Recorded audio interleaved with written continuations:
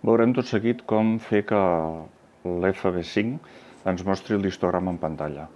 En aquests moments veiem que tenim una escena de carrer i no tenim l'histograma.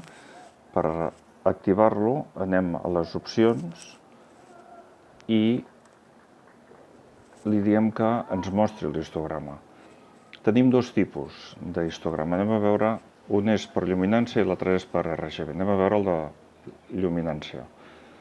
En aquest cas, veiem que ara ens apareix a la part baixa a la dreta de la imatge l'histograma, el que ens dona en directe quina és la combinació de tons que tenim en cada fotografia. Podem veure a través de l'histograma si estem dintre d'una bona exposició o no. Aquest és un histograma general per lluminància, però el podem tenir també que ens doni informació dels tres canals de llum, és a dir, els tres canals RGB.